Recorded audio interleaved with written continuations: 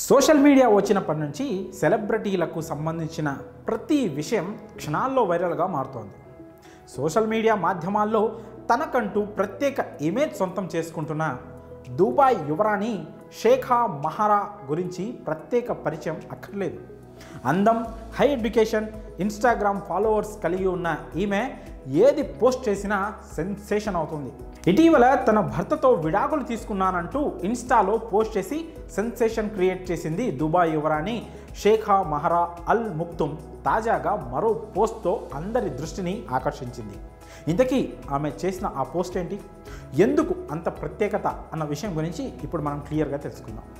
Dubai యువరాణి షేఖా మహరా అల్ ముక్తుమ్ జూలైలో తన భర్తకు విడాకులు ఇచ్చిన విషయం అందరికీ తెలిసింది. తాను డివోర్స్ పేరుతో కొత్త పర్ఫ్యూమ్ లాంచ్ చేయబోతున్నట్లు ఇన్స్టాగ్రామ్ వేదికగా ప్రకటించింది. సొంత బ్రాండ్ మహరా M1 కింద దాన్ని మార్కెట్లోకి త్వరలోనే తీసుకురానున్నట్లు ప్రకటించింది. దీనికి సంబంధించిన ఓ టీజర్ భలే ఆకట్టుకుంటోంది. అయితే ఆ పర్ఫ్యూమ్ ధర, ఇతర విషయాలు ఏమీ వెల్లడించలేదు. విడాకులు తీసుకున్న కొన్ని వారాలకే డివోర్స్ పేరుతో ఆమె బిజినెస్ రంగంలోకి దిగడంతో భర్తపై రివెంజ్ తీర్చుకుంటుందా అన్న కామెంట్స్ కూడా వినిపిస్తున్నాయి. దుబాయ్ రాజు, UAE ప్రధాని షేక్ మొహమ్మద్ బిన్ రషీద్ అల్ ముక్తుమ్ కూతురే యువరాణి షేఖా మహరా. బ్రిటన్లో చదువుకున్న షేఖా మహరా ఇంటర్నేషనల్ అఫైర్స్లో పట్టా పుంజుకుంది.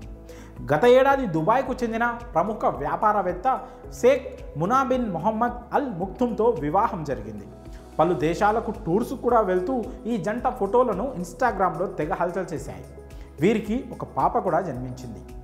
ఏడాది తర్వాత తన జీవితంలో అత్యంత విలువైన జ్ఞాపకమని చెబుతూ భర్త చిన్నారితో కూడిన ఫోటోలను కూడా మహరా సోషల్ మీడియాలో షేర్ చేసింది.